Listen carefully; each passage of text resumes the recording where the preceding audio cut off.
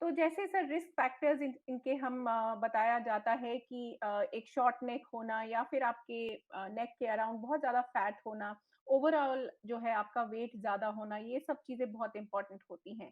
तो कई बार हमने देखा है कि एक व्यक्ति अपने आप से ये चीज़ नहीं जान पाता है कि रात को उनको कोई प्रॉब्लम हो रही है या नहीं।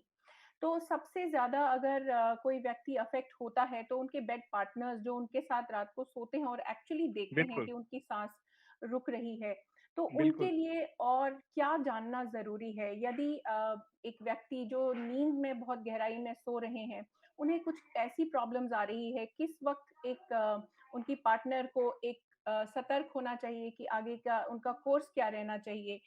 दूसरा इसी बिल्कुल, के अगर साथ हाँ। जुड़ा हुँ। हुआ सवाल मैं आपसे पूछूँगी कि क्या ये स्लीप एपनिया उन लोगों में ज़्यादा होता है जिन्हें डायबिटीज़ की दुविधा होती है?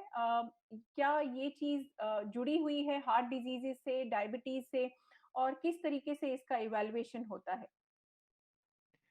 ओके, सो जो बेड पार्टनर है, सबसे पहले तो उसको, अगर वो स्नोरिंग उसका पार्टनर कर रहा है और अगर उसका सांस रुक रहा है, कई बारी वो वो घबरा जाते हैं कि भाई ये सांस ले रहा है पर फिर थोड़ी देर के लिए इसका सांस रुक जाता है, फिर वो बहुत लाउड साउंड से दोबारा शुरू होता है। तो this is a sure clear cut sign that patient के suffering from obstructive sleep apnoea. और आगे क्या सवाल आपने पूछा था, सॉरी? मैंने ये इवैल्यूएशन। कहा कि जी, किस तरीके से इसको इवैल्यूएशन होना चाहिए? कब इमीडिएटली इसका जो है एक व्यक्ति को हॉस्पिटल आना चाहिए या ऐसा हो सकता है कि कुछ रुक के अपना व्यक्ति जो है अपनी इन्वेस्टिगेशंस करा सकते हैं या फिर इमीडिएट कोई एक्शन चाहिए होता है?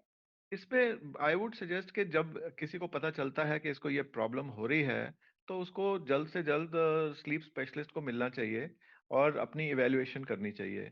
इसमें हम स्लीप स्टडी करते हैं। स्लीप स्टडी आजकल हॉस्पिटल में भी होती है और हम घर में भी करते हैं। ये देखा गया कि घर में जब इंसान सोता है तो उसकी स्लीप मोर नेचुरल होती है।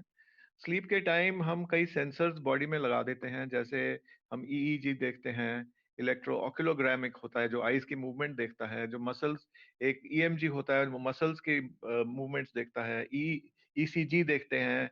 वो सारा एक हम यू कैन से एक मोन्टाज बना देते हैं जिसमें वो कंप्यूटर में फीड होता है और हम उसका उस टाइम देखते हैं इसका सांस कैसे चल रहा है और इसकी नींद की गहराई कितनी है, बार बार इसकी नींद कितनी बारी टूट रही है। तो ये एक पहला उसका वो होता है फेज। सेकंड उसका पार्ट होता है जब हम उसकी टाइट्रेशन करते हैं, एक हम मशीन लगाते हैं नाक के ऊपर जिससे हम ये सांस की नालियों को प्रेशर से खोलते हैं। उस मशीन का नाम होता है सीपैप।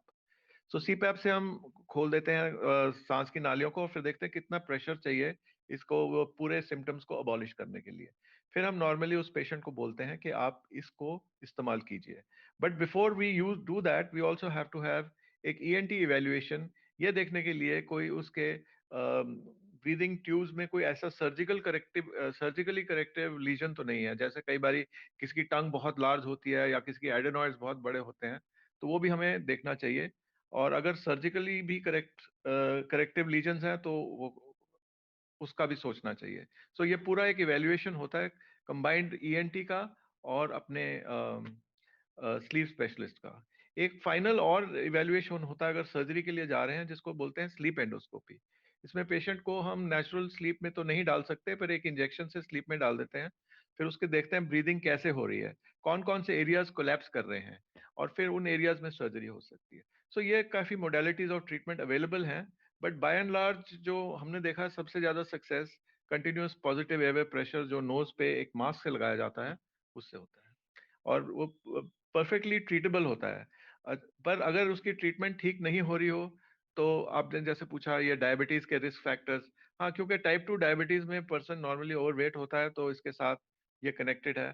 हार्ट डिजीज के साथ कनेक्टेड है क्योंकि जब सांस इंसान का रुकता है तो उसका ब्लड प्रेशर ऊपर नीचे शूट करता है, तो उसका ब्लड प्रेशर भी हाई हो जाता है। तो ये एक सिंड्रोम्स होते हैं जिनको हम सिंड्रोम जेड बोलते हैं, जिसमें पर्सन ओवरवेट है, सो रहा है और उसके हाई ब्लड प्रेशर है।